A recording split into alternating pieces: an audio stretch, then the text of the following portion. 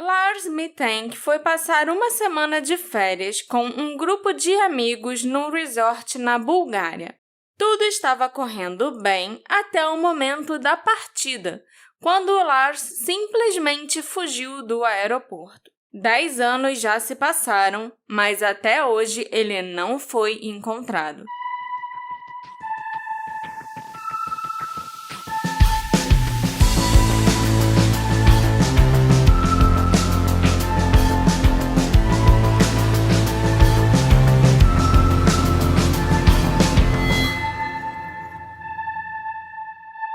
Olá, ouvintes queridos! Sejam muito bem-vindos ao Detetive do Sofá.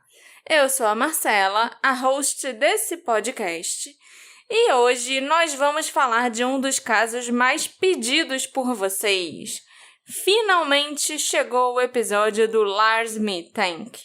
E para deixar esse episódio mais especial ainda, nós resolvemos fazer a gravação ao vivo para os nossos apoiadores poderem assistir e interagir com a gente, né, Alexandre? Isso mesmo, Marcela. Lembrando que, se você quiser ser um apoiador, você pode dar uma olhada lá na Aurelo ou no Apoia-se como faz, e você vai poder acompanhar outras lives como essa que a gente pode fazer no futuro. Inclusive, você pode até ver a live que a gente já gravou, né, desse episódio. Sim, é verdade. Os links sempre estão lá. Então dá pra ver as lives antigas também, que tem muita gente que vê atrasada.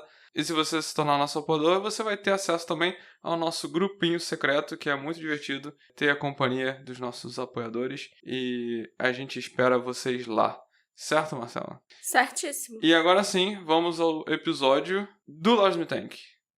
Lars Joachim Mittank nasceu em 19 de fevereiro de 86, no estado de Schleswig-Holstein, no extremo norte da Alemanha, e ele era filho único. O Lars sempre foi atlético e gostava muito de praticar esportes. Ele era um jovem bem saudável, bonito e popular entre os amigos. Quando o Lars terminou a escola, ele estudou para se tornar um engenheiro de precisão.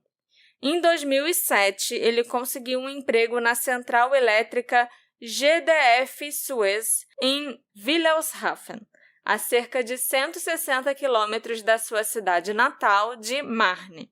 O Lars adorava o trabalho, onde ele resolvia problemas e corrigia falhas em máquinas elétricas. E ele se sentia muito sortudo por ter um emprego onde ele fazia o que gostava. 2 anos antes do seu desaparecimento, o pai do Lars sofreu um derrame que o deixou incapacitado. Isso teve um grande impacto sobre a Sandra Mittank, a mãe do Lars, que cuidava do marido doente. O Lars muitas vezes precisou tirar folga do trabalho para ir para casa para ajudar a mãe a cuidar do pai dele. E o Lars tinha uma namorada, com quem ele já estava há mais de 2 anos. O casal, inclusive, tinha comprado uma casa há pouco tempo e estavam morando juntos. Em 2013, o Lars e a namorada tinham passado férias na Turquia, e em 2012 eles estiveram no Egito, onde os dois fizeram cursos de formação de mergulhadores. E todo fim de semana, o Lars e a namorada iam visitar os pais dele e ajudar a Sandra a cuidar do marido doente. O nome da namorada do Lars nunca foi divulgado porque ela não estava com ele na Bulgária e ela não pôde ajudar tanto nas investigações. Eu, inclusive, ia até começar, a pesquisar esse caso e tudo, não fazia nem ideia que o Lars tinha namorada, porque ela realmente conseguiu se distanciar das notícias, da mídia, do desaparecimento. Então, eu achava que o Lars era solteiro e tinha ido, pra farra com os amigos e tal, coisa de jovem mesmo. E então ninguém sabe como é que tava a situação do relacionamento? Se tava tudo bem, se tava tudo ruim? A mãe do Lars falou que o relacionamento tava ótimo, sabe? Os dois eram muito companheiros, estavam felizes juntos e tudo. Mas eu acho até que foi bom pra namorada ela não ter sido identificada, porque senão até hoje ela ia estar sendo assediada por aí por ser a namorada do Lars Mittank e tal. Teorias e tal, porque até na minha cabeça eu já fico pensando, será Sim. que eles tinham terminado? Porque... Não, eles não tinham terminado, não. Ele ligava pra ela todo dia quando ele tava na viagem. Os amigos do Lars o descreviam como um cara engraçado que sempre tentava fazer as pessoas rirem e era um pacificador. Nas horas vagas, o Lars praticava esportes como futebol, natação e ciclismo. Ele torcia para o time Werder Bremen, que era até patrocinado na época pela empresa onde o Lars trabalhava. Então, ele constantemente conseguia ingressos para assistir os jogos de futebol do time dele. Em 2014, o grupo de amigos do Lars, da época da escola, planejou uma viagem para Golden Sands, na Bulgária, e convidou o Lars para ir junto. Esse tipo de viagem, só de meninos, para encher a cara e pegar mulher, ou no caso do Lars, para ver as mulheres bonitas, não era tão a cara do Lars assim, não. Ele provavelmente ia preferir uma viagem para pescar ou para praticar mergulho em algum lugar, que eram as coisas que ele mais gostava de fazer. Ele não era um cara que gostava muito de balada, não, nem quando ele era solteiro. Mas, como ele nunca tinha feito uma viagem dessas e os amigos estavam insistindo porque um deles não ia poder ir mais e eles tinham fechado um pacote para 6 pessoas, aí, para não ficarem no prejuízo, eles encheram o saco do Lars para ele ir. E a mãe dele, a Sandra, achou que seria bom para o filho ir relaxar e descansar um pouco. Ele se esforçava muito no trabalho e ainda cuidava do pai todos os finais de semana. Golden Sands é conhecida como a Ibiza do leste europeu. As festas de verão são uma loucura e o álcool é muito barato. Golden Sands é a maior estância balnear da Bulgária no Mar Negro e faz parte da cidade de Varna. Como o nome sugere, as praias de areias douradas refletindo o sol são lindas e as temperaturas no verão chegam a 20 graus, o que é, um calorzinho lá no leste da Europa e tal. E é, assim, o lugar perfeito para o Spring Break europeu. Há festas na praia todos os dias, garotas de biquíni dançando nos balcões dos bares e os garotos de bermuda, porque lá eles costumam usar bermuda, apreciando a falta de inibição. Música alta sai de grandes alto-falantes e parece que a festa nunca acaba. Os jovens ultrapassam os limites do consumo de álcool e drogas e os romances de verão explodem e desaparecem com a mesma velocidade. O Lars e os amigos, incluindo os 2 dos melhores amigos dele, chamados Tim Schultz e Paul Roman, que ele conhecia desde criancinha, chegaram à Bulgária em 30 de junho de 2014 para a viagem de uma semana. Os amigos eram jovens profissionais, a maioria solteiros, e tinham dinheiro para ficar em um dos resorts mais agradáveis e sofisticados de Golden Sands, o Hotel HVD Viva. O pacote fechado por eles era all-inclusive, ou seja, todos os alimentos e bebidas estavam incluídos, e o resort ainda ficava na beira da praia, ele tinha até uma praia particular. O tempo estava perfeito e os amigos passaram muito tempo na praia, jogaram futevôlei, beberam nos bares que tinha nas praias também, e o resort facilitava muito as coisas, e eles passavam a maior parte do tempo também na piscina do hotel.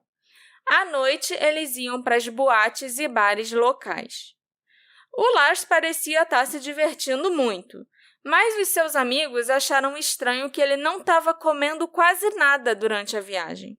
Ele não tomava café da manhã. E no almoço e no jantar, ele só comia um potinho de sopa ou um pratinho de salada. E isso é muito incomum para um jovem que está de férias num resort com tudo incluído. Os amigos do Lars comiam o tempo todo nos 3 restaurantes e nos bares do local, mas o Lars não. Ele dizia que simplesmente não tinha apetite. Na noite de sábado, dia 5 de julho, o Lars, o Tim, o Paul e os outros amigos deles foram até um bar da praia chamado Rock Bar para assistir às quartas de final da Copa do Mundo entre a Costa Rica e a Holanda. O Rock Bar fica bem na praia, debaixo de algumas árvores. E no verão, o happy hour dura a tarde toda e vai até às 19 horas, e as multidões se aglomeram para ouvir música ao vivo. Quando a partida das quartas de final começou aqui no Brasil, né, porque 2014 foi o ano que a gente sediou a Copa, e foi inclusive o ano do 7-1, já eram 11 horas da noite lá na Bulgária. O Lars estava vestindo a camiseta verde e branca do seu time alemão favorito, o Werder Bremen. Ele estava brincalhão como sempre. Ele acabou incomodando alguns outros turistas alemães que eram torcedores do Bayern de Munique. Algumas palavras ríspidas foram ditas, uma discussão começou entre o Lars e os torcedores do Bayern, mas antes que o Tim e o Paul tivessem que intervir, o Lars recuou, e todos eles se acalmaram e até riram da situação depois.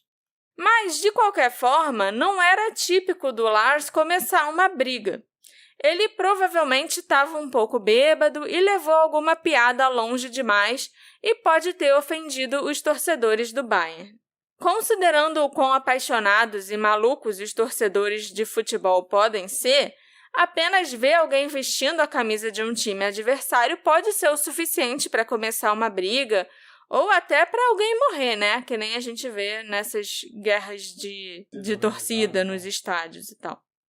O Lars, o Tim e o Paul foram os últimos a saírem do bar nas primeiras horas da manhã. No caminho de volta para o hotel, eles pararam no McDonald's porque o Tim e o Paul queriam comprar alguma coisa para comer.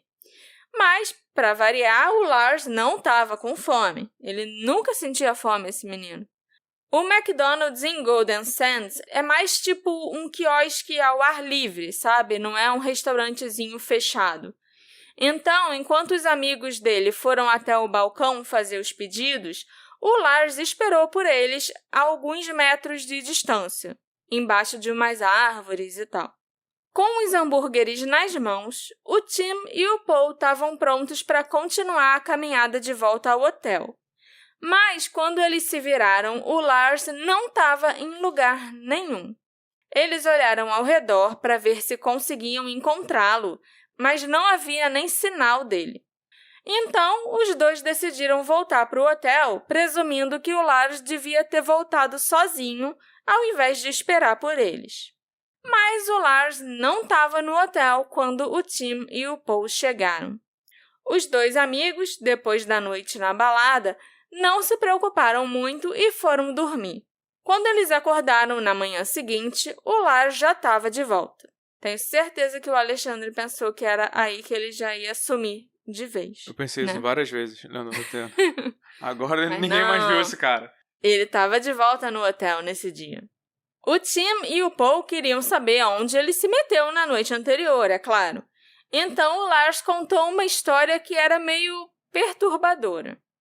Ele disse que tinha brigado. Alguns caras locais que falavam búlgaro ou russo o tinham confrontado.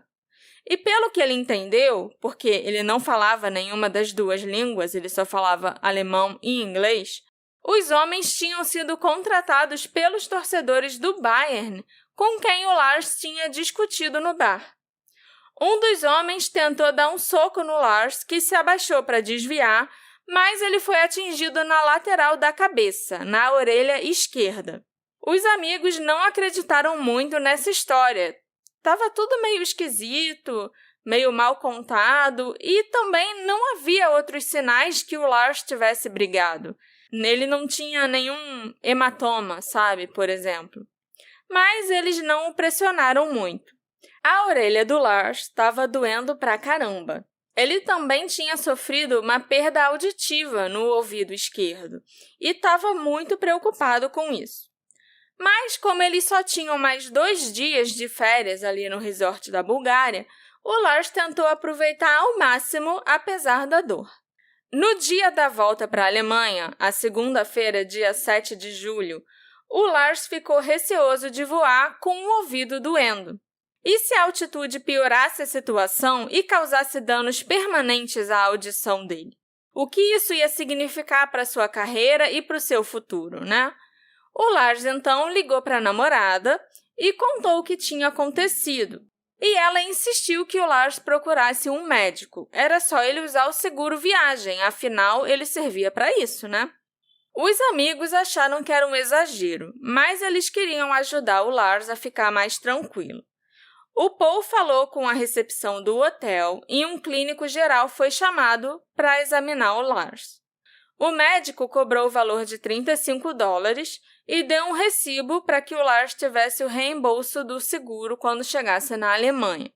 Ele foi diagnosticado com um tímpano perfurado, e isso com certeza explicava a dor forte que ele estava sentindo e a perda de audição. O médico achava que o Lars não devia voar e o encaminhou a um especialista de um hospital local para que um exame mais aprofundado fosse feito. Era hora de tomar uma decisão. Os amigos todos tinham voos reservados para casa naquele dia. O Paul e o Tim se ofereceram para ficar com o Lars, mas ele disse que ia ficar bem e que os dois amigos deviam voltar para a Alemanha. Eles insistiram, mas o Lars conseguiu convencê-los de que ele podia se cuidar sozinho e que pegaria um voo mais tarde, depois de consultar o especialista. O Tim e o Paul então concordaram e se despediram do Lars e pegaram um táxi para irem para o aeroporto. O Lars pegou outro táxi e foi para o hospital consultar o especialista. Essa decisão de deixar o Lars para trás iria assombrar o Tim e o Paul nos dias, meses e anos seguintes. Se pudessem voltar no tempo, pelo menos um deles teria ficado para voar com o Lars depois, ou, se voar não fosse uma opção, para retornar à Alemanha de ônibus com o amigo. No hospital de Varna, o Lars consultou um especialista, o Dr. Boris Najdenov, que confirmou o diagnóstico do clínico geral e ainda disse que ele estava também com a mandíbula machucada. Ele disse que o Lars ia precisar fazer uma cirurgia para reparar a membrana rompida. Mas é claro que o Lars preferia fazer a cirurgia em seu país, na Alemanha, quando estivesse de volta, né? Com o apoio também da mãe dele, da namorada, com um médico que ele conhecesse. Então, ele queria ir embora o mais rápido possível. Realmente, você fazer uma cirurgia em outro país que você nem entende a língua, deve ser tão esquisito. Né? Pois é. Preocupado com o risco do Lars desenvolver uma infecção no ouvido, o Dr. Boris prescreveu um antibiótico de amplo espectro chamado Cefizil de 500 mg, como uma medida preventiva. Era a dosagem mais forte que existia por causa da gravidade da lesão do Lars. O médico também alertou o Lars que as mudanças na pressão do ar poderiam causar mais danos ao seu ouvido, então ele não recomendava que o paciente entrasse num avião nem tão cedo. Imagina, pegar um voo e o tempo todo ficar sentindo dor. E uma dor insuportável, né? Porque tem gente que já sente dor de ouvido de graça, só pela mudança de pressão. Ou sente o ouvido entupido e tal. Agora, imagina se você já tiver com dor, com o seu tímpano rompido. A dor que você vai sentir lá em cima é absurda. O Lars saiu do hospital e pegou um táxi. Às 21h40, o taxista parou com o Lars numa farmácia e às 22h05 em outra farmácia, porque a primeira onde eles tinham parado não tinha o antibiótico em estoque. Como o Lars e os amigos haviam feito check-out do Hotel Viva mais cedo naquele dia, o Lars teve que procurar outro lugar para passar a noite. O problema é que era época de alta temporada e todos os resorts em Golden Sands estavam lotados. O taxista, então, recomendou que o Lars ficasse no Hotel Color, que além de ser bem barato, ainda ficava perto do aeroporto e do hospital. O Hotel Color é localizado perto do bairro de Maksuda, e a área de Maksuda é um gueto onde vivem principalmente o povo romani, né, que a gente conhece coloquialmente como os ciganos. Mas há também um grande número de viciados em drogas e de traficantes que circulam nessa área. O próprio Hotel Color, onde o Lars se hospedou, tem péssima reputação em Varna. Dizem que naquele hotel costumam ficar os traficantes locais e também é onde as prostitutas costumam levar os seus clientes. O Lars não conhecia nada na Bulgária, então ele só aceitou o conselho do taxista e foi para o Hotel Collor. Ele fez o check-in no hotel às 22h50 do dia 7 de julho. Eu também não sei que ideia do taxista indicar esse hotel, né? Esquisito, que todo mundo falava mal na cidade. Talvez o taxista sabia que de todos os lugares, aquele ali não ia ter turista lotando. Ah, não, isso com certeza. A mãe do Lars, a Sandra, ficou muito preocupada quando o Lars ligou para ela da Bulgária, dizendo que ele estava com o ouvido ferido e que ele estava sozinho num país estrangeiro, que ele não falava nada da língua. Ela reservou para o Lars outra passagem aérea para casa na tarde seguinte, assim como uma passagem de ônibus, caso algum médico dissesse que ele não podia voar. Ela só queria garantir que ele ia voltar logo para casa. Se ela pudesse, ela teria ido até Varna para cuidar do Lars, mas a Sandra não tinha ninguém que pudesse ficar com o marido para ela em cima da hora. E o pai do Lars era totalmente dependente dela, né, desde que ele teve o derrame. No Hotel Collor, o Lars começou a apresentar um comportamento estranho.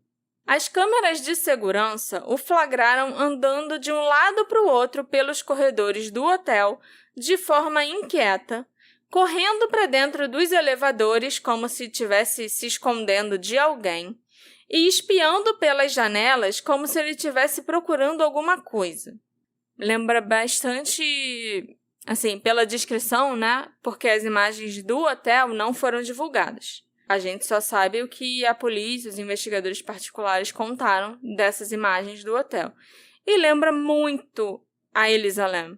Eu pensei nisso. O estado que a Elisa Lam estava no hotel de Los Angeles. Paranoica, correndo. Exatamente. Aí, só que você viu, não tinha ninguém. Parece que o Lars estava agindo exatamente do mesmo jeito que a Elisa, sabe? Uhum. E as câmeras nunca flagraram ninguém perseguindo o Lars. E nem capturaram ninguém tendo nenhum tipo de interação com ele. Todas as vezes que ele foi visto, ele estava sozinho, sabe? Se escondendo de alguma coisa imaginária. O que exatamente aconteceu no hotel do dia 7 para o dia 8 de julho permanece um mistério. O Lars claramente não estava se sentindo seguro ali e tinha a sensação de que alguém queria pegá-lo. Ele se sentiu tão ameaçado e amedrontado por causa disso que ele ligou para a mãe, a Sandra, e pediu a ela que cancelasse seus cartões de crédito. Ele achava que a recepcionista do hotel tinha roubado os dados do cartão dele. Sendo que, né, quando você vai se hospedar no hotel, sempre pedem o seu cartão de crédito. Isso é normal. Ele devia saber que isso é normal. A recepcionista deve ter causado alguma má impressão e ele ficou com essa paranoia aí do cartão dele. Tudo nesse hotel deve ter causado uma má impressão. Assim que ele chegou, porque ele caiu numa parte esquisita da cidade, que não devia ser a parte alegre e turística. Viu um hotel que também não era pra turista, a galera ali devia ter ficado tão surpresa, inclusive, de ver ele ali. Não dá pra saber o que tava causando isso nele, né? Sim, muita gente falando antibiótico vencido. Talvez, mas talvez não, porque talvez ele nem tenha chegado a tomar um antibiótico. E falando que ele devia estar usando droga desde antes. E eu também acho que essa é uma possibilidade. Todo mundo falou que eles não usaram droga e que o Lars nunca tinha usado droga antes, mas não sei. Né? A gente vai chegar lá daqui a pouco. E esse lance dele não comer nada, será que não é pior? É que muito nem quando esquisito. Você bebe muito álcool e não come nada, a pessoa sente mais? Sim. Com certeza. Será que com droga também não... Não sei. É assim? E eu nunca vi alguém ir para um resort com tudo incluído. Todas as refeições e até as bebidas. Geralmente não inclui bebida, né? Pelo menos, ou inclui só as bebidas não alcoólicas. Mas nesse resort ali em Golden Sands, os hotéis costumavam incluir até as bebidas alcoólicas. Não duvido nada que ele tenha bebido bastante. Mas se tem 3 restaurantes para você aproveitar... Como você não vai comer nada? Vai ficar só no potinho de sopa ou pratinho de salada? Será que ele estava de dieta? Não. Ninguém faz dieta num resort. Pois é.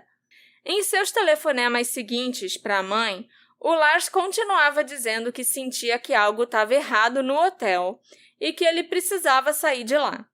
As câmeras do hotel capturaram o Lars saindo do prédio à meia-noite e retornando algumas horas depois. E ninguém sabe o que ele fez ou para onde ele foi nesse período que ele passou fora do hotel. Mas ele ligou para a mãe algumas vezes e sussurrou que pessoas estavam tentando roubá-lo ou matá-lo. Ele falava baixo, dizia que estava escondido em um lugar alto e que ele precisava ter muito cuidado porque se ele caísse daquela altura, ele podia até morrer. Essa saída dele foi outro momento que eu achei, agora ele não volta mais. É aí que ele sumiu, vai subir a vírgula. Pois é, né? Ele também mandou um SMS para Sandra perguntando sobre o antibiótico que tinha sido receitado para ele. Eu não consigo nem imaginar a agonia da mãe ouvindo o filho no telefone sem poder fazer nada para ajudar, né?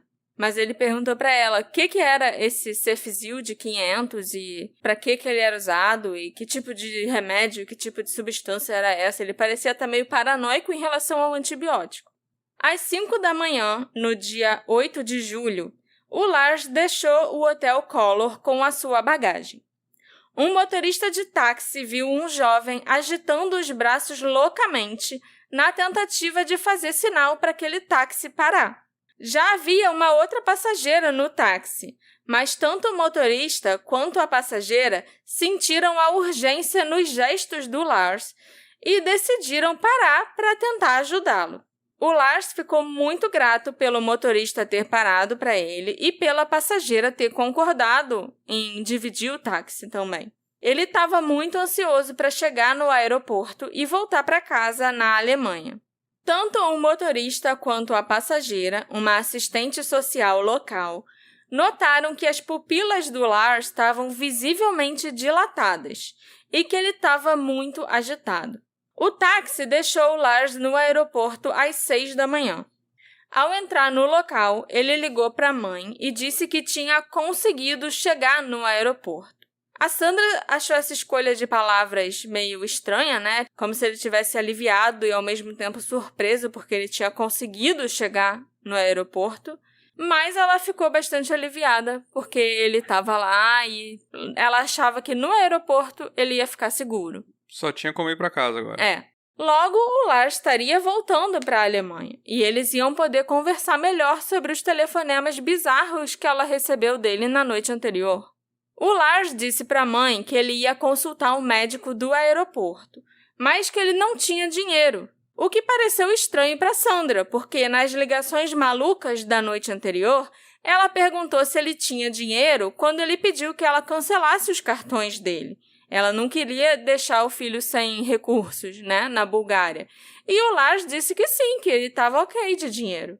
Mas ele pediu que a mãe transferisse 500 euros para ele através da Western Union. A Sandra concordou e eles encerraram a ligação para que ela pudesse fazer a transferência. As câmeras de segurança do aeroporto de Varna mostram que o Lars andou sem rumo pela área de check-in. Ele parecia calmo e relaxado como qualquer outro passageiro esperando para embarcar no voo. Sendo que o voo dele era só de tarde, então ele ia ficar bastante tempo ali esperando no aeroporto. O Lars ligou para a mãe uma última vez. Nessa ligação, ele disse que eles não queriam que ele voasse, nem que ele viajasse de ônibus. A Sandra ficou muito preocupada com isso, sem entender por que o Lars não teria permissão para viajar nem de ônibus, né? Tudo bem que ele não pudesse viajar de avião por causa do ouvido, mas o ônibus não tem nada a ver com isso. E ela também não entendeu quem eram eles a quem o Lars estava se referindo. E era por volta de 8 da manhã, e o médico do aeroporto só chegava às 9 para começar a fazer os atendimentos. Então nada fazia muito sentido. Mas logo o Lars desligou o telefone, dizendo que ele estava ficando sem bateria. Após esse telefonema, algumas testemunhas que falavam alemão viram o Lars conversando com um homem não identificado. Mas a conversa parecia casual e nem um pouco ameaçadora, sabe? Nada que chamasse a atenção. O Lars, então, foi ao banheiro jogar uma água no rosto. Quando ele saiu, as câmeras o registraram pedindo informações a uma mulher, que apontou a direção para o centro médico do aeroporto. Às 9h30, o Lars entrou na sala de tratamento médico do aeroporto de Varna. O Dr. Kosta Kostov... Esse nome é muito esquisito. O médico, o Kosta Kostov, disse que durante a consulta, o Lars ficou inquieto e mexendo bastante com as mãos. O médico sugeriu que o Lars esperasse de 7 a 10 dias antes de voar. Esse seria o tempo ideal para que a membrana do ouvido dele se recuperasse um pouco. Nem totalmente, né? Um pouco, porque ele realmente ia precisar de cirurgia. O Dr. Kostov também mediu a temperatura do Lars e viu que ele estava febril, com 37,2. Ele deu ao Lars alguns comprimidos para dor causada pela ruptura do tímpano e que também eram anti-inflamatórios, que serviriam para baixar a febre, eu acho. Mas o Lars colocou os comprimidos de volta na mesa do médico e disse que ele não queria tomar nada. Quando o médico disse que isso traria algum alívio para ele, o Lars insistiu que ele não queria medicação nenhuma e começou a fazer perguntas também sobre o antibiótico que tinha sido prescrito pelo outro médico, o Dr. Boris. O Dr. Kostov percebeu que o Lars estava assombrado pela paranoia. Ele não confiava nos remédios que estava recebendo para dor de ouvido. Ele estava constantemente olhando em volta e agindo de forma estranha. O Lars insistia em viajar de avião naquela tarde, apesar do médico afirmar que poderia doer demais e ainda fazer o ouvido dele piorar, talvez até causando a perda definitiva da audição. Nossa. Então, o médico disse que ele ia poder viajar se ele assinasse uma declaração, um termo de responsabilidade, garantindo que ele sabia de todos os riscos. Enquanto o médico preparava o termo para o Lars assinar, um homem com um uniforme de funcionário do aeroporto entrou no consultório médico. Dizem que esse homem era um trabalhador da construção civil que estava trabalhando na obra de um dos terminais do aeroporto, mas a gente vai falar sobre isso mais tarde. Quando o Lars viu esse homem entrar no consultório, ele ficou muito tenso e começou a tremer. Ele murmurou alguma coisa baixinho e depois disse: "Não quero morrer aqui. Eu tenho que sair daqui." Parecia que o Lars tinha visto um fantasma. Então, do nada, ele se levantou e saiu correndo do consultório. Ele deixou para trás todos os seus pertences, incluindo a mochila, a mala de viagem, o passaporte, a carteira e o celular. A partir desse ponto, as câmeras de segurança capturaram a fuga do Lars. Parecia que ele estava correndo para salvar sua vida, apesar de não haver nenhum sinal de que tinha alguém atrás dele. O Lars não chega nem a olhar para trás em nenhum momento para ver se tinha alguém o seguindo. As pessoas ao redor estavam muito surpresas olhando para ele. Eu acho que, né, sempre que alguém começa a correr no aeroporto, todo mundo em volta fica meio tenso. É? Ainda mais na Europa. É porque eu ia pensar que, sei lá, tava perdendo o voo, tava saindo correndo pro mas ele tava portão. correndo para sair do aeroporto, não era na direção dos voos. Então ainda tem isso. Caso... Quando ele já estava fora do prédio, o Lars diminuiu um pouco a velocidade e caminhou enquanto parecia decidir que direção ele ia seguir. Ele chegou a se esconder por alguns segundos atrás de um ônibus que estava saindo lentamente da vaga no estacionamento e parecia estar um pouco mais controlado. Isso tudo foi filmado? Foi. O Lars, então, começou a correr novamente, atravessando o estacionamento. Várias testemunhas o viram escalando uma cerca de arame farpado de 2,5 metros de altura. Do outro lado dessa cerca, em julho de 2014, havia um campo de girassóis em plena floração. As plantas tinham em média 2 metros de altura, e uma vez que ele caiu, desceu ali da cerca do outro lado e caiu no campo de girassóis, o Lars já não podia mais ser visto. 100 metros adiante, depois do campo de girassóis, fica a autoestrada A2. Se o Lars tivesse atravessado a estrada, a A2 levaria na direção de Sófia, ou poderia levá-lo até a Romênia ou a Sérvia, e, em última análise, de volta à Alemanha. Enquanto isso tudo acontecia, a Sandra estava tentando ligar para o celular do filho sem sucesso. Ela queria saber como ele estava e se tinha conseguido acessar os 500 euros que ela tinha transferido para ele. Mas o Lars nunca atendeu ou retornou às suas ligações. Ela então percebeu que tinha alguma coisa errada e ligou para o aeroporto de Varna. Mas a pessoa que atendeu não sabia falar alemão nem inglês. Então a Sandra desligou porque ela não estava entendendo nada em búlgaro e ela resolveu ligar para o consulado da Alemanha em Varna para pedir ajuda. O consulado, por sua vez, alertou a polícia de Varna e a busca pelo Lars Mittank foi iniciada. A polícia búlgara levou cães farejadores ao aeroporto e ao campo de girassóis, mas não encontrou nenhum sinal do Lars. A polícia, suspeitando que Lars poderia ser traficante de drogas, revistou a sua bagagem, que ficou abandonada no consultório do aeroporto, mas nenhum vestígio de drogas foi encontrado. Os policiais assistiram às imagens das câmeras de segurança do aeroporto várias vezes, tentando entender o que tinha acontecido. A filmagem do Lars correndo para fora do aeroporto foi parar no YouTube e já foi vista milhões de vezes. Eu acho que da última vez que eu chequei já tinha mais de 17 milhões de visualizações. Alguns artigos chegam a se referir ao Lars como a pessoa desaparecida mais famosa do YouTube. Eu vou botar o vídeo, no nosso Instagram para vocês poderem assistir também. E é muito esquisito. Não dá para entender por que ele começou a correr daquele jeito ou de quem ele estava correndo.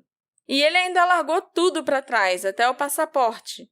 A polícia também descobriu que os 500 euros que ele tinha pedido para a mãe transferir para ele através do Western Union permaneceram intocados na conta do Lars. Devido à natureza internacional desse caso, a polícia de Varna convenceu a Interpol a se envolver. Mas a Interpol mesmo nunca fez nada de muito significativo, não. Eles ficam mais verificando as fronteiras, para saber se o Lars atravessou a fronteira para outro país e tal, mas nunca deu em nada. A mãe do Lars, a Sandra, não conseguiria ficar sentada na Alemanha só esperando notícias do filho. Ela deixou o marido aos cuidados de alguns amigos da família e foi para Varna. A Sandra fez absolutamente tudo o que ela pôde. Com a ajuda de amigos e de outros turistas alemães que estavam em Varna na época, ela distribuiu panfletos e espalhou cartazes por toda a cidade. Só uma curiosidade é que os cartazes que ela tinha espalhado foram todos retirados pela polícia, pelas agências locais, porque na Bulgária é um crime contra, poluição ambiental, sabe? Você ficar espalhando os cartazes pela cidade. Então, eu acho que ela ainda teve que pagar uma multa depois. Nossa. Por causa disso. Ela não tinha autorização na época para espalhar cartazes por aí. Eu tava achando que era só... Então, foi uma poluição ambiental, tiraram os cartazes e ainda multaram a Sandra. Tava achando que era só porque, sei lá, não vamos deixar ninguém ver isso, porque tá em alta temporada, não queremos que os turistas... Não era nem... Antes fosse, eu acho que ia ser menos idiota, sentido, Ia fazer mais sentido. Mas não, era por causa da poluição mesmo. A Sandra ainda visitou hospitais e necrotérios, mas simplesmente não havia nada que indicasse o que podia ter acontecido com o Lars. A Sandra deu entrevistas e apareceu em inúmeros programas de TV e rádio, principalmente nas primeiras semanas, tentando desesperadamente resolver o mistério do desaparecimento do filho. Seus apelos para encontrar o Lars foram transmitidos em canais de TV e jornais alemães e búlgaros. Uma semana se passou, depois outra e mais outra, e o Lars já estava desaparecido há quase um mês. A Sandra precisou voltar para casa por causa do marido doente. Mas, com a ajuda dos amigos e principalmente dos empregadores do Lars, que gostavam muito dele, ela conseguiu contratar um investigador particular alemão chamado Andreas Gültig, que se envolveu no caso. E ele é um investigador bem famoso e dono também de uma empresa de segurança que já forneceu proteção ao Papa e às famílias reais da Europa. Os amigos do Lars também criaram uma página no Facebook, onde as pessoas podiam relatar avistamentos ou fornecer qualquer informação relevante que pudesse levá-los até ele. Essa página ainda existe, está lá no Facebook até hoje, né? Ainda está de pé, e ela se chama Find That Lars Mittank. Eles hoje em dia também têm uma página no Instagram com o mesmo nome.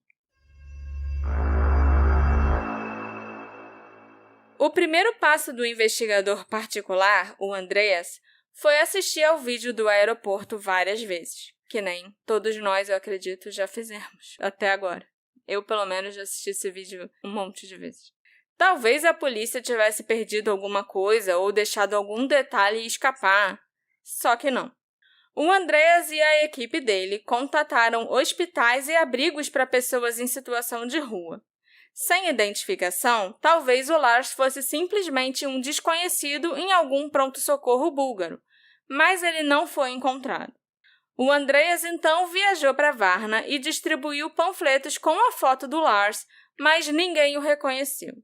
Nos primeiros dias da investigação, os apoiadores da Sandra na Bulgária perceberam o quão diferente o país é da sua Alemanha natal.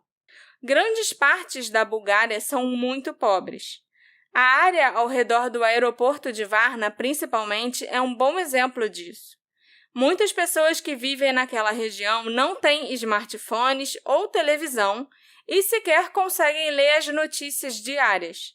A população rural é muito amigável, muito boa, sabe? Foram muito legais com a Sandra e tal, mas eles não faziam nem ideia de quem era o Lars, não tinham ouvido falar que tinha uma pessoa desaparecida. Nessa região também há muitas casas e estábulos abandonados em terrenos abertos. As pessoas ganham a vida por lá colhendo frutas silvestres, ervas e cogumelos e vendendo-os na cidade. Seria possível para o Lars sobreviver naquele ambiente. Também não seria um exagero acreditar que as pessoas que o viram ou ajudaram não tenham visto os panfletos ou as reportagens, né, com a foto dele. Por outro lado, se o Lars tivesse sido assassinado ou tivesse morrido por exposição, há boas chances de que o seu corpo tivesse sido encontrado. Nesse caso, os moradores locais seriam bem rápidos em informar a polícia, já que a descoberta de um corpo geralmente traz uma recompensa monetária. 2 meses após o desaparecimento do Lars, a mãe dele e a equipe de investigadores particulares ficaram chocadas ao saber que algumas delegacias de polícia das áreas rurais não tinham sequer sido informadas sobre esse caso. Apesar dos melhores esforços, foi muito difícil espalhar a notícia de que o Lars tinha desaparecido naquela região e que seus entes queridos o procuravam desesperadamente. A mídia búlgara também não deu grande importância ao desaparecimento. A notícia saiu sim nos noticiários, nos jornais, né, na TV, quando ele desapareceu. Mas não havia avanços na história para que ela continuasse sendo noticiada. Então, não despertou um interesse nacional no caso. As emissoras de TV da Bulgária chegaram até a pedir dinheiro para divulgar informações sobre o desaparecimento do Lars. Claro que elas deram a informação quando a notícia aconteceu. Mas se a família quisesse que novas matérias e novas reportagens fossem feitas, eles teriam que pagar para que isso acontecesse. A Bulgária depende da indústria do turismo para o crescimento econômico. Então, uma história como a do Lars Mittank faria com que viajar para a Bulgária parecesse inseguro. Não era do interesse do governo ou da mídia búlgara que detalhes como o Lars ter apanhado e ter rompido o tímpano ou o hotel duvidoso em que ele ficou fossem divulgados. Os jovens turistas iam preferir ir para outro lugar mais seguro e isso teria um efeito terrível para a economia da Bulgária. A Sandra continuava indo ao país sempre que podia. Ela estava em contato constante com o detetive particular e ele seguia todas as pistas que encontrava, não importando quão pequenas elas fossem. Nos primeiros meses de investigação, ficou claro que testemunhas que estavam passando pela autoestrada A2 viram o Lars cruzando a pista depois de emergir do campo de girassóis. Uma das testemunhas disse, inclusive, que se lembrava bem dele porque ela estava dentro do carro, admirando os girassóis e a paisagem, quando, de repente, um rapaz saiu correndo de dentro do campo e ela levou um baita susto. Mas assim, imagina, você tá dirigindo ali devagarzinho, passando pela estrada, admirando os girassóis, e do nada sai uma pessoa correndo disparada de lá de dentro. Ela conseguiu dar uma olhada no rosto e nas roupas do rapaz, e batiam exatamente com as características do Lars. Além, é claro, do horário também ter batido com o horário do desaparecimento dele, o horário que ele saiu correndo ali depois de pular a cerca no aeroporto. Em setembro de 2014, 3 pessoas afirmaram terem visto um homem que correspondia à descrição do Lars na área de Varna. A família Mittank tinha uma forte convicção de que esse homem era sim o Lars. Após conversar várias vezes com essas 3 testemunhas, o Andreas, o detetive particular, conseguiu confirmar que o homem visto por elas era sim o Lars Mittank. Finalmente havia algo concreto, para movimentar mais essa investigação. Eles não conseguiram localizar o Lars novamente, mas tinham provas de que ele tinha sobrevivido por 3 meses. Uma recompensa de 40 mil euros estava sendo oferecida por qualquer informação que levasse à descoberta do paradeiro do Lars. A mãe dele, a Sandra, acreditava que ele ainda estava por aí. Ele era mentalmente ágil e muito obstinado, então a Sandra estava confiante de que o Lars seria capaz de enfrentar qualquer coisa. O Andreas enviou um dos detetives que trabalhava para ele para se hospedar no Hotel Collor, fingindo ser um turista alemão. Esse detetive também falava búlgaro, mas manteve isso em segredo, para poder escutar as conversas dos funcionários e de outras pessoas, sem que eles suspeitassem que ele conseguia entender o que eles estavam falando. O detetive descobriu que os funcionários do hotel vendiam maconha no local e que serviços sexuais eram oferecidos pelo próprio hotel. O Hotel Collor tinha um serviço de acompanhantes com um catálogo para o hóspede olhar e escolher, quem ele queria para aquela noite. O Lars pode ter tido alguma experiência bem ruim nesse hotel e, por causa das paredes muito finas do prédio, ele pode ter ouvido algo estranho ou pensado que alguém tinha escutado as reclamações dele no telefone sobre a qualidade do hotel e sobre as suspeitas que ele tinha, que tinha alguma coisa esquisita acontecendo no hotel.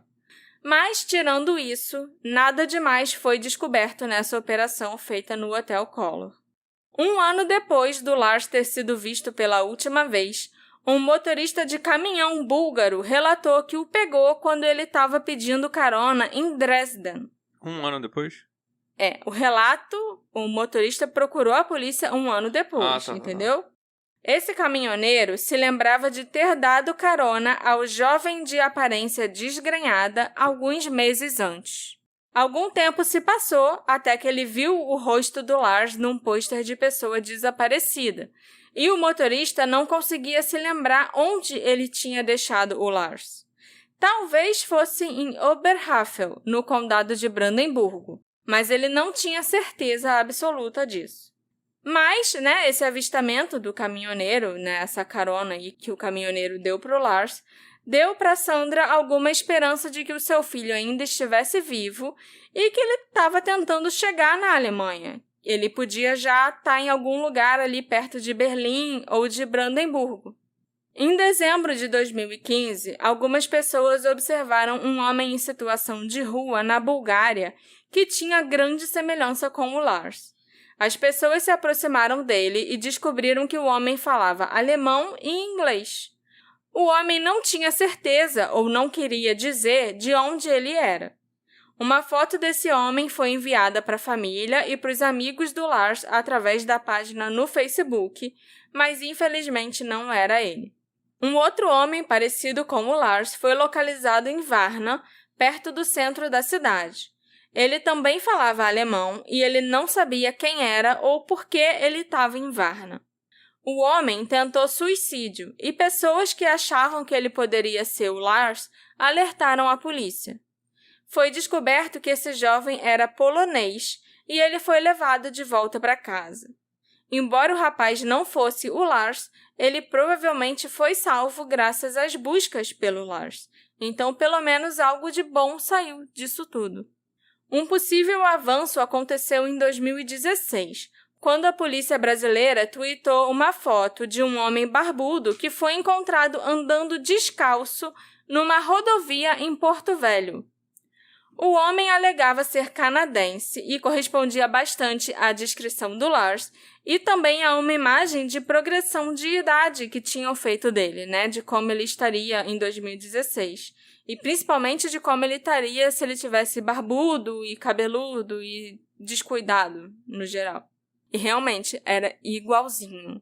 Tiraram a foto do cara quando ele tava, não sei se ele tava dormindo ou desmaiado. Ele tava, deitado de olho fechado numa cama, né? Na cama de hospital, pra onde ele foi levado. E ele era idêntico a uma progressão, a um esboço que fizeram do Lars se ele tivesse todo barbudo. É impressionante, assim. Quando os amigos da família Mittank viram a foto desse homem, a esperança cresceu. Será que podia mesmo ser o Lars? Ele era muito, muito parecido. Tão parecido que a família pediu mais informações à polícia brasileira. Infelizmente, as esperanças foram frustradas quando o tipo sanguíneo e a cor dos olhos do homem não corresponderam aos do Lars. O Lars tinha olhos castanhos e o homem tinha olhos azuis. E o sangue do Lars era tipo A e o desse homem era tipo O. Não foi no Brasil que resolveu. Não.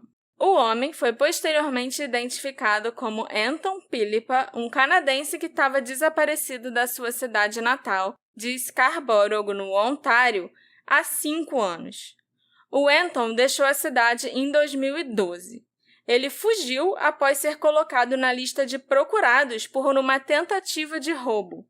Ele estava com medo da perseguição e punição que ele receberia. E o Anton também sofria de esquizofrenia. A polícia aqui no Brasil encontrou o Anton vagando perto de uma rodovia em Porto Velho. Com os seus longos cabelos louros e a pele bem clara, ele se destacava e a polícia achou logo que ele tinha uma cara de gringo. Ele disse para os policiais, em inglês, que ele era canadense. A polícia o levou ao hospital porque ele parecia estar na estrada há um bom tempo. Ele estava todo desgrenhado e parecia meio desidratado também. Mas o Anton escapou do hospital e desapareceu novamente entrando numa floresta. Alguns dias depois, a polícia conseguiu localizá-lo em Manaus. E por lá o Anton ficou até que o seu irmão Stefan veio do Canadá para buscá-lo. É uma história surreal. Ninguém sabe exatamente como o Anton conseguiu chegar do Canadá no Brasil sem passaporte ou nenhum tipo de identificação, sem dinheiro, sem nada com ele. Depois de voltar a tomar a medicação para esquizofrenia e a receber cuidados em casa, o Anton relembrou alguns detalhes da sua viagem de 10.500 quilômetros. Ele alegou ter caminhado descalço a maior parte do tempo. Do Canadá no Brasil. É uma caminhar distância. Descalço. Ele estava sumido há 5 anos, né? Ele teve muito tempo para fazer o percurso. Ele, às vezes, se escondia na traseira de caminhões ou andava num cavalo ou num burrinho que ele encontrava por aí, Ele roubava o cavalo de alguém.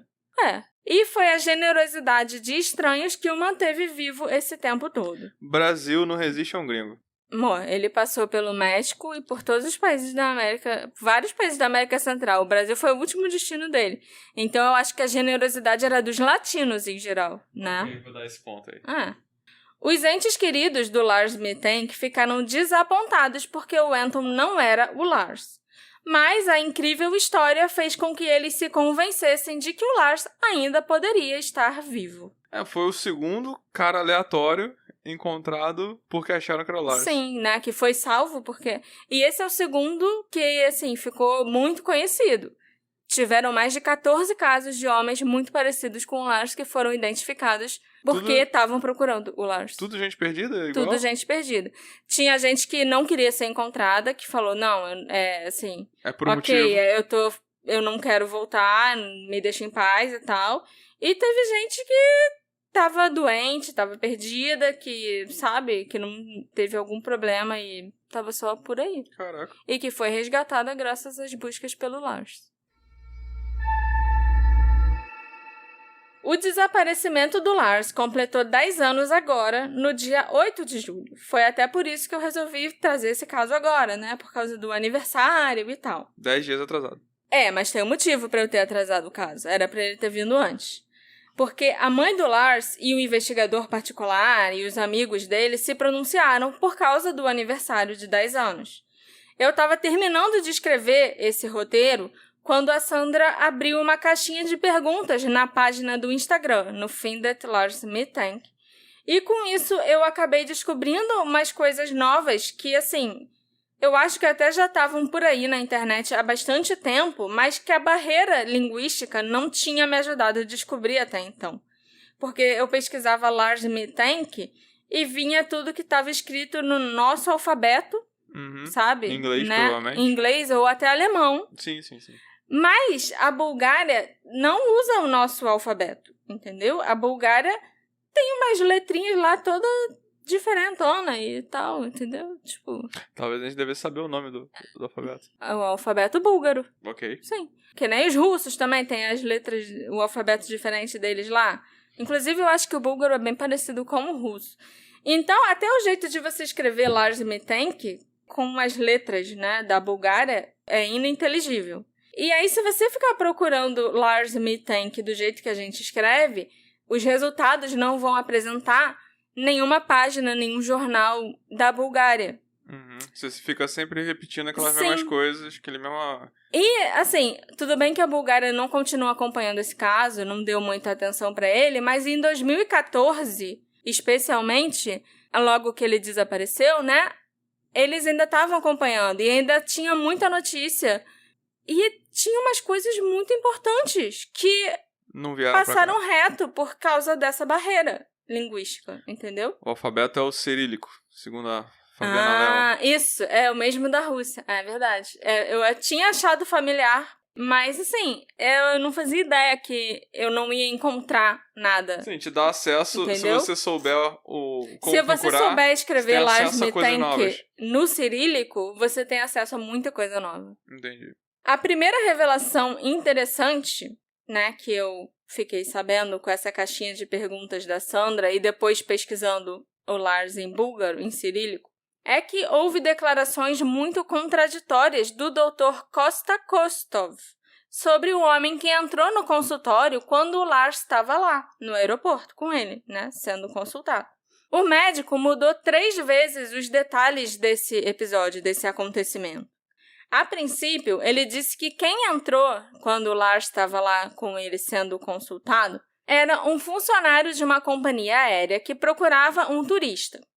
Depois, o Dr. Kostov disse que, na verdade, o desconhecido era um funcionário do aeroporto que veio até ele com uma pergunta. E no terceiro e último depoimento, o médico disse que ele não conhecia o homem que entrou no consultório. São 3 versões muito diferentes para uma coisa super básica, né? Quem era aquele homem? Você conhece aquele homem? O que ele foi fazer quando entrou no consultório? Mas assim, por que você fala primeiro que era da companhia, depois do aeroporto, e depois que você simplesmente não conhece a pessoa? Por que não falar direto, não, eu não conhecia esse cara? Pelo fato do homem em questão usar um uniforme e também por uma questão de confusão de tradução, chegou-se ao senso comum de que o homem devia ser um dos trabalhadores da reforma do aeroporto. E essa informação se espalhou por aí. Mas o termo usado pela mídia alemã para se referir a esse homem foi Bodenpersonen, que numa tradução significa pessoal da terra, e em inglês ground staff. Talvez isso tenha levado à conclusão de que o cara trabalhava literalmente com terra, né? Com chão, com construção, com reforma. Mas, na verdade, significa que ele era uma pessoa que trabalhava num aeroporto ou numa companhia aérea, mas que não voa. Ou seja, é alguém que trabalha aqui no chão, ao invés de trabalhar no ar. Ele não é um piloto nem um comissário, mas ele pode ser alguém da manutenção, da limpeza, da segurança, um atendente de balcão Ou até realmente uma pessoa que trabalhava na reforma mesmo. Mas a gente não tem como saber. A gente só sabe que ele era uma pessoa que trabalhava na terra e não no ar. Entendeu? Um ground staff. Mais tarde, os investigadores se encontraram com um homem que a direção do aeroporto apresentou como o funcionário que teria entrado no consultório. Mas os detetives particulares descobriram que esse homem não estava nem na Bulgária na data especificada. Ou seja, ele não poderia ter sido o homem que entrou no consultório. Ele não estava na Bulgária no dia 8 de julho de 2014. Por que o aeroporto apresentaria alguém que não tem nada a ver com a história? Será que o aeroporto e o médico estão escondendo alguma coisa? A Sandra e o Andreas acham que sim. Mas, infelizmente, até hoje, a gente não sabe, não foi possível descobrir quem era o homem que entrou no consultório quando o Lars estava lá e que provavelmente deixou ele assustado e fez ele sair correndo. A gente não sabe nem se tinha realmente motivo pra ficar assustado, né? Porque vai Não. que realmente era uma parada nefasta, sabe?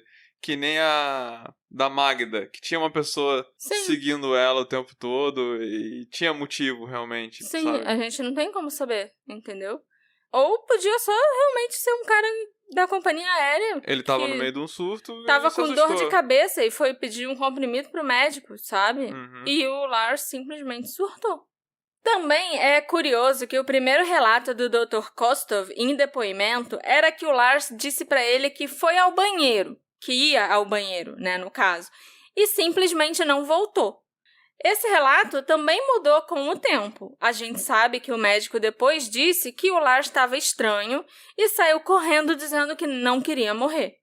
Outra coisa muito importante que eu descobri agora é que o Lars foi visto por uma prostituta perto de Varna no final de setembro de 2014. O detetive particular, o Andreas, disse que o Lars foi visto na região da aldeia de Sunitio. Nesse local, há caminhões passando e há muitas prostitutas à procura de clientes. Uma dessas prostitutas viu o Lars e se aproximou, foi falar com ele. Ela era uma mulher que sabia falar alemão, então os dois conseguiram se comunicar. A mulher explicou que viu o Lars na beira da estrada e ele disse que morava em um grande hotel e que o tímpano da sua orelha esquerda estava rompido. O Lars também estava colocando a mão na orelha direita para poder ouvir melhor o que a mulher estava dizendo, sabe? Que nem as pessoas meio surdas, os velhinhos meio surdos. Tio Patinhas fazia isso, eu acho.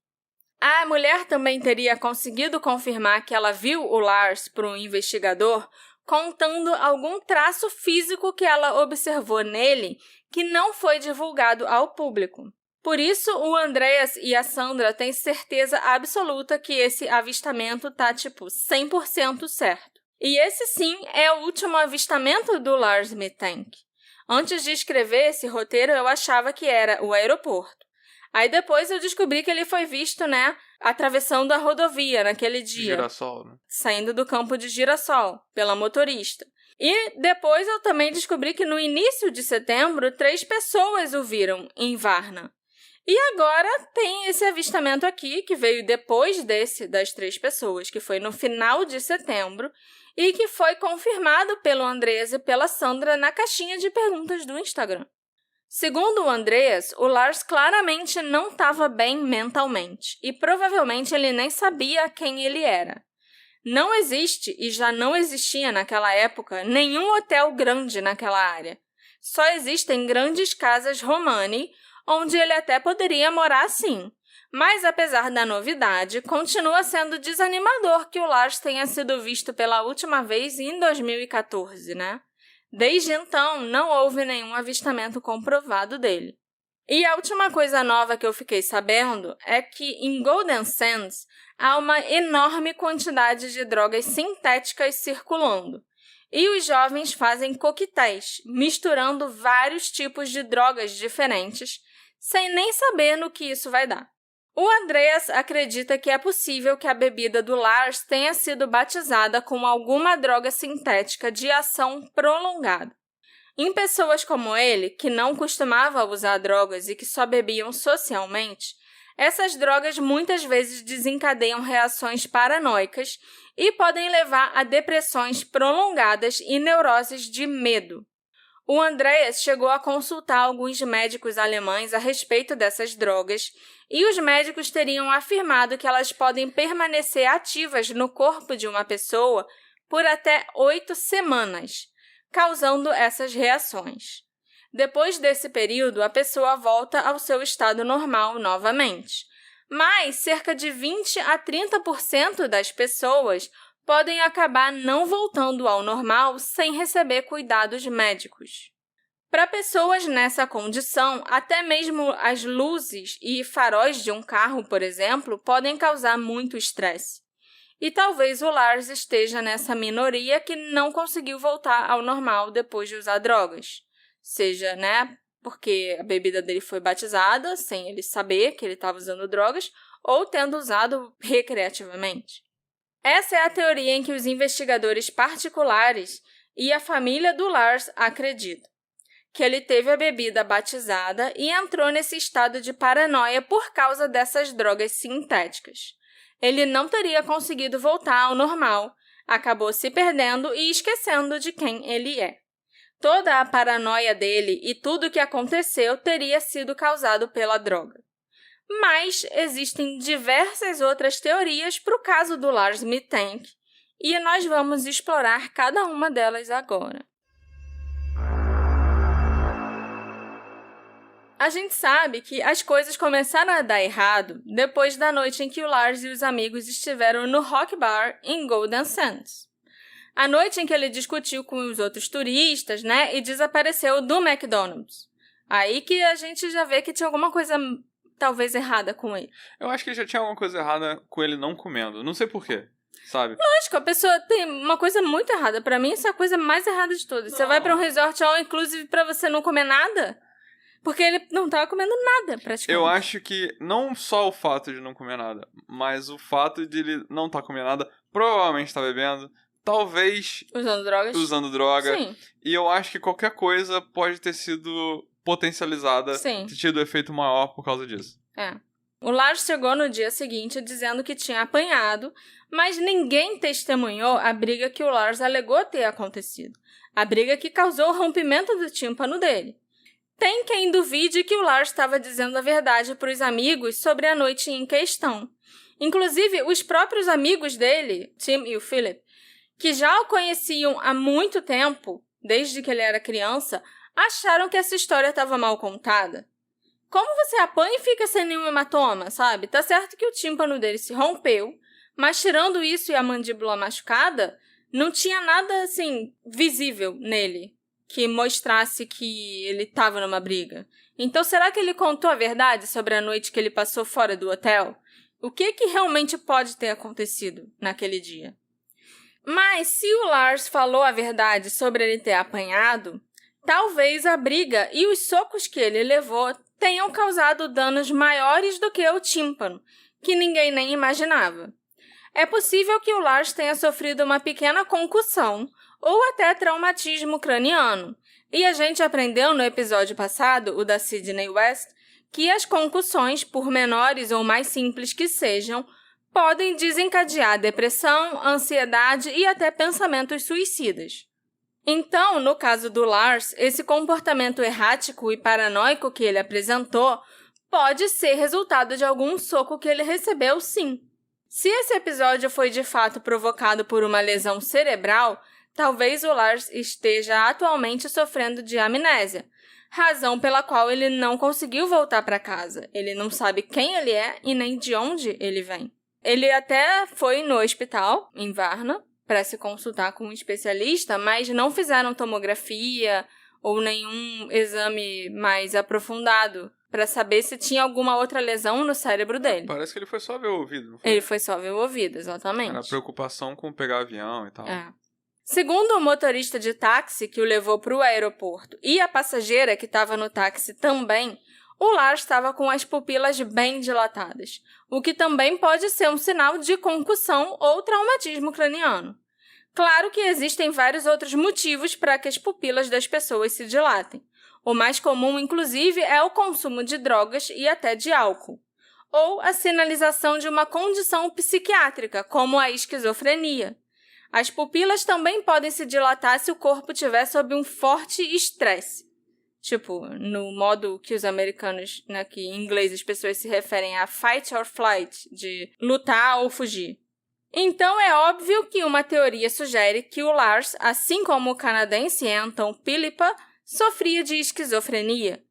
A doença é geralmente diagnosticada em homens entre os 16 e 30 anos de idade, e o Lars tinha 28 quando ele desapareceu. Um indivíduo que sofra de esquizofrenia paranoica pode ter ilusões de que alguém está querendo pegá-lo.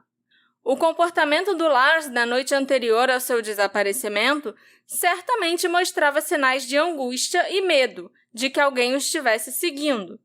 Mas afirmar que ele era esquizofrênico talvez seja um exagero, né? Em primeiro lugar, o Lars não tinha nenhum histórico familiar ou pessoal de doenças mentais. E isso geralmente costuma ser genético, a esquizofrenia, pelo menos. E assim, a mãe do Lars garantiu que não tinha ninguém assim nas duas famílias, nem dela nem do marido, que apresentasse esquizofrenia ou nenhum outro tipo de doença mental. E ele também não apresentava sinais de indisposição ou desmotivação, como costuma acontecer no início da doença. Embora o Lars estivesse com menos apetite durante as férias, ele continuava socialmente interativo e bastante ativo. Mas é claro que se o Lars tivesse alguma doença oculta, né, uma doença mental oculta, ela poderia ter sido agravada pelo consumo exagerado de álcool que aconteceu durante a viagem. Muita gente também acredita que o Cefizil de 500 mg, o antibiótico prescrito para o Lars para tratar a ruptura no tímpano, combinado com outras substâncias, pode tê-lo levado a sofrer um episódio psicótico. Por mais estranho que pareça, não é exatamente impossível. Tonturas, inquietação e hiperatividade são listados como efeitos colaterais do Cefizil. Um farmacêutico alemão foi entrevistado pelo programa de TV Aktenzeichen XY no episódio sobre o caso do Lars Mittank e explicou que, em raros casos, esse antibiótico específico, que é proibido na Alemanha, pode levar a comportamentos semelhantes aos do Lars. Mas ele também disse que esse efeito colateral dependeria dele ter tomado outro medicamento simultaneamente ou ter ingerido álcool, coisa que a gente sabe que ele fez. Aqui no Brasil, esse antibiótico é permitido e é regularmente prescrito por médicos. Eu li a bula dele toda e não fala nada sobre algum efeito colateral psicótico, sabe? Ou algo assim, ou nada que ele tenha apresentado.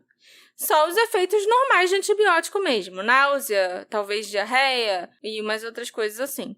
Então eu acho que é bem difícil que aquilo tudo tenha sido causado por um antibiótico, mesmo que fosse combinado com álcool. Se fosse algum remédio mais pesado, de uso controlado, talvez, mas um antibiótico eu acho muito difícil. A Renata perguntou se antes da viagem ninguém relatou nenhuma mudança de comportamento no Lars, a namoradas, amigos ou colegas de trabalho. E não, eu pesquisei sobre isso e o Tim, o Philip, a mãe do Lars e até a namorada, que pouco aparece por aí, e o empregador do Lars também, o nome dele era Fran alguma coisa, eles falaram que não, que o Lars não apresentou nenhum tipo de comportamento estranho, ele estava agindo super normal. A primeira coisa estranha que notaram nele foi quando eles chegaram lá na Bulgária, né, no hotel, e ele não estava comendo. E isso foi o primeiro sinal que podia ter alguma coisa errada. Mas todo mundo achou ele não comer esquisito? Claro! Todos os amigos estavam aproveitando. E todos eles tomavam um bom café da manhã e almoçavam e depois saíam à noite. Aí eles não costumavam jantar, realmente. Eles iam pro barzinho e aí comia algum petisco, alguma coisa assim. Nos bares que eles iam visitar ou boates que eles iam visitar. O Lars não comia nada no café da manhã, em nenhum dia. E ele sempre costumava tomar café da manhã em casa. E ele, na hora do almoço, ele ia lá, comia um pratinho de salada, que era muito pequeno, com pouquíssima quantidade. E depois não comia mais nada. Tipo, o resto do dia, ele estava sobrevivendo à base de um pratinho de salada ou de sopa. E isso chamou a atenção de todo mundo. Sem contar também, ainda falando do antibiótico, que a polícia inspecionou a mochila e a mala do Lars depois que ele fugiu do aeroporto e largou tudo por lá. E várias fontes relatam que a embalagem do Cefzil que ele tinha comprado na noite anterior estava fechada. Não tinha nenhum comprimido faltando, ou seja, ele comprou o remédio, mas não chegou nem a tomar. Talvez porque ele já tivesse paranoico antes de tomar o remédio, ele chegou a mandar mensagem para a mãe perguntando a respeito do Cefzil. E a paranoia foi só aumentando cada vez mais. Eu acho muito difícil que ele tenha tomado esse remédio, mesmo que o médico tivesse dado para ele lá no hospital, o Dr. Boris, que receitou o antibiótico. Há uma série de outras teorias obscuras também. Uma delas propõe que o Lars, enquanto estava na área de Maksuda, encontrou traficantes de drogas locais que o forçaram a atuar como mula e levar drogas para a Alemanha. Isso explicaria o medo do Lars e as suas ligações noturnas para a mãe, contando histórias de perseguição. Como o Lars era de outro país, talvez ele não soubesse ao certo como é o uniforme de polícia da Bulgária. E o funcionário do aeroporto que visitou o consultório do médico Kosta Kostov estava uniformizado e poderia ter sido confundido pelo Lars com um policial, o que explicaria a sua fuga do aeroporto. Ele pode ter ficado com medo do policial porque ele estava levando drogas e o cara nem era um policial. Mas por que então ele disse para a mãe que eles não me deixam voar nem pegar um ônibus? Qual a probabilidade dos traficantes de drogas confiarem uma missão como o transporte de drogas através da fronteira a uma pessoa totalmente aleatória? E ainda nem deixarem a pessoa voar ou pegar um ônibus, que nem ele estava dizendo para a mãe dele, sabe? Nada disso faz o menor sentido. Outra versão relacionada às drogas é que o Lars poderia estar carregando elas consigo dentro do corpo, tendo sido forçado a ingerir a mercadoria para que ela não fosse encontrada. A embalagem contendo as drogas ilegais poderia ter estourado em algum momento e acabado provocando um ataque de psicose aguda por drogas. Isso pelo menos explicaria por que nada de suspeito, e muito menos drogas, foi encontrado nos pertences do Lars. Mas essa versão esbarra nas mesmas contradições da anterior. E faz ainda menos sentido, porque se uma das embalagens de drogas ingeridos se rompesse dentro do Lars, ele teria uma overdose e morreria. Ele não teria conseguido ir muito longe do aeroporto. Mas nenhum corpo nunca foi encontrado. Muita gente morre disso. Se rompe... Sim, isso, tem uma overdose, acabou. Acabou. Outra das teorias mais macabras é que o Lars foi vítima de tráfico humano. A Bulgária aparentemente tem uma das taxas mais elevadas de tráfico de seres humanos na Europa. Pessoas são sequestradas e forçadas a uma vida de contrabando de drogas, prostituição ou escravidão sexual. Há também o tráfico de órgãos nesse mercado clandestino, e um jovem em boa forma e saudável como o Lars seria a vítima ideal. Eu acho que isso é possível? Até é, né? A gente não tem como excluir nada nesse caso. Mas é extremamente improvável. O Andreas e a equipe dele estão sempre acessando a Dark Web para ver se tem algum sinal ou pista sobre o paradeiro do Lars e de outras pessoas desaparecidas que eles investigam também. Mas até hoje, nada. Outra teoria sugere que o governo da Bulgária sabe o que aconteceu com o Lars e teria encoberto a verdade para proteger a indústria do turismo búlgara, para evitar o medo e o receio dos turistas de visitarem Golden Sands e outros locais turísticos do país. Foi teorizado, então, que qualquer situação sinistra em que o Lars se encontrava foi encoberta. Eu acho que é um pouquinho de exagero, porque não existem nem provas concretas de que o Lars tenha morrido ou que ele tenha sido vítima de algum tipo de crime. A gente só sabe que ele estava se comportando de um jeito muito estranho. Também é bastante sugerido na internet que o Lars pode ter simplesmente resolvido desaparecer ao estilo Brian Schaefer e deixar a vida dele para trás. Mas essa teoria não tem tanto peso porque o Lars era muito próximo da família, o pai dele estava doente e a mãe precisava dele. Ele também tinha uma carreira promissora e um trabalho que ele amava, e planos para o futuro com a namorada. Eles já tinham comprado uma casa juntos, estavam morando juntos, e eles estavam guardando dinheiro, sabe, para o futuro, para fazerem uma festa de casamento, ir para a lua de mel e tal. Ele não parecia ser uma pessoa com razão para querer desaparecer. A vida familiar dele e profissional parecia ser bem estável, sabe? Bem diferente do caso do Brian, como a gente sabe. Também houve sugestões de que o Lars pode ter tragicamente morrido de exposição aos elementos. O clima búlgaro em julho é bem quente. Mas essa teoria levantaria a questão de: se ele acabou morrendo por causa dessa exposição, então por que o corpo dele nunca foi encontrado? Cai na mesma situação dele ter morrido por uma overdose, por exemplo. Não tem corpo. Outra possibilidade é que o Lars tenha sido assassinado. Enquanto ele estava na Bulgária, ele disse para a mãe que ele estava sendo seguido. Muitos detetives de sofá suspeitam que os homens com quem ele brigou no bar ainda estavam atrás dele. Se isso fosse verdade, isso poderia explicar por que o Lars estava fugindo, porque ele estava naquele estado. E ele ser vítima de assassinato também explicaria por que um corpo nunca foi encontrado. O assassino teria enterrado o corpo dele. Mas o problema dessa teoria é que tanto nas imagens do aeroporto quanto nas imagens do Hotel Collor, não tinha ninguém atrás do Lars. A não ser que o homem que entrou no consultório, quando ele estava lá sendo atendido, fosse uma dessas pessoas que tinham ameaçado ele, mas a gente não sabe quem é esse homem até hoje. Então as chances disso não sei se são muito grandes, sabe? Eu não sei se eu acredito muito nessa conspiração, ou que os caras do jogo eu também acho que correram não. atrás dele, sabe? Até Sei lá, os caras eram alemães. A Alemanha foi campeã da Copa, não tinha nem por que arrumar briga, entendeu? Inclusive, só uma curiosidade, o dia que o Lars desapareceu foi o dia que o Brasil tomou aquele 7-1 da Alemanha na Copa daqui, de Nunca 2014. esqueceremos.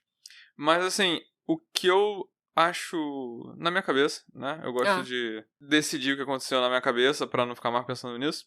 Eu acho possível que realmente ele tava perturbado por motivos. E não que tá tudo ligado, porque se ele saiu por aí perturbado, 1 zilhão de coisas pode ter acontecido com ele. Inclusive ter sido assassinado por uma outra coisa nada a ver. Não pelas pessoas que estavam atrás dele. Sim. Entendeu? Às vezes ele perturbado provocou alguém. Às vezes ele perturbado fez alguma besteira, alguém reagiu. Ele pode ter sido agressivo com alguém foi agressivo de volta. Ou ele realmente estava numa posição vulnerável e alguém quis se aproveitar daquilo. Olha ali, um alemão, vamos ali pegar ele e tal.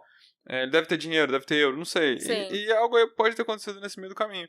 Porque parece que a história dele não acaba no aeroporto. Não. Ele saiu correndo por aí, várias pessoas viram, entendeu? Mas depois realmente não tem mais. Eu acho que com tantas pessoas que foram encontradas sem querer procurando por ele, me parece difícil que ele ia ser uma pessoa que não ia ser encontrada. Sim. Então, eu acho que alguma coisa deve ter acontecido, mas eu não acredito que foi as pessoas, que foi os caras do hotel, que foi os outros alemães do outro time. Os torcedores do Bayern. Sabe? Agora, realmente, o que aconteceu com ele pra machucar o ouvido? Assim, até hoje, sempre que os turistas, principalmente os alemães, vão pra Golden Sands, na Bulgária, todo mundo fica atrás do Lars. Sempre que os europeus, né, os alemães, os franceses, todo mundo, os europeus em geral, vão pra Varna, pra essa região da Bulgária, ficam procurando o Lars. Ficam, de novo, levam panfleto e ficam espalhando panfleto pra tentar encontrar ele. De boa vontade, exatamente. Não. Turismo do true crime. Não. É pra tentar ajudar a encontrar. Ok. Tanto que a página, né, sobre o Lars no Facebook, no Instagram, que é administrada pelos amigos e pela família, quando chega a época, tipo, a alta temporada lá de Golden Sands, que é o verão, que os jovens começam a ir pra lá, eles passam a receber muitas pistas e vão investigar. Chegam uma média de 4, 5 pistas por semana nessa época de alta temporada. E no restante do ano, depois quando chega o inverno e tal, ele fica um silêncio de novo, né? Que são os alemães que estão mandando São os alemães que estão indo pra lá e que estão... Olha, eu vi a pessoa que parece com o Lars não sei onde, sabe? E sim, eles sempre vão lá investigar. A equipe do detetive particular do Andrés ainda tá ativa nesse caso até hoje. Ainda corre atrás de todas as pistas que chegam até hoje. E o Lars continua sem ser encontrado. Eu acho que o surto dele deve ter sido causado por drogas. E que talvez as drogas e a quantidade de álcool que ele ingeriu também pode ter despertado uma esquizofrenia, algum traço genético de esquizofrenia que ele tivesse e que talvez em outra situação, em outro momento, num universo paralelo, nunca tenha se manifestado.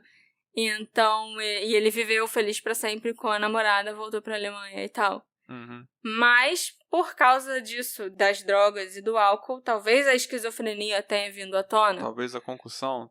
Talvez a concussão. Eu também acho que pode ter sido uma concussão. Ele deve ter... Porque um soco pra romper o seu tímpano, por mais que não tinham danos visíveis nele de uma briga, é um soco bem forte. Deve ser um soco forte o suficiente pra romper a sua membrana do tímpano. Uhum. E um soco desse nível poderia, sim, te causar uma concussão, um traumatismo craniano e levar a todas essas coisas esquisitas que ele começou a fazer e a esse comportamento que ele apresentou, sabe? É a minha teoria. Ele deve ter ficado perdido, talvez no interior da Bulgária, por algum tempo, talvez até por anos, sem saber quem ele é, sem saber pra onde ir, sem saber o que fazer. Mas hoje em dia eu duvido que ele ainda esteja vivo. Já se passaram 10 anos. É muito tempo. Gostaria muito que ele fosse encontrado com vida ainda, né? A mãe dele tem muita esperança que ele vai ser encontrado com vida. Mas eu acho difícil. Esse caso tem muito mais perguntas do que respostas. Mas até encontrarem o Lars, vivo ou morto, sua família e seus amigos não desistirão de tentar descobrir o que aconteceu com ele.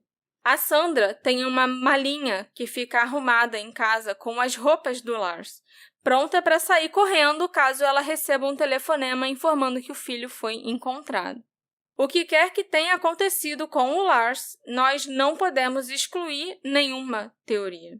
Ele ainda está desaparecido e todas as informações que chegam continuam sendo investigadas. Prisões, hospitais psiquiátricos, abrigos, pronto-socorros e outros locais assim ainda são verificados regularmente pelos investigadores particulares. E a Interpol também continua, de olho nas fronteiras para saber se o Lars atravessou alguma delas de alguma forma. Eu vou rapidamente agradecer as pessoinhas que estiveram aqui conosco hoje. Gente, muito obrigado que acompanhou a gente aqui nessa gravação.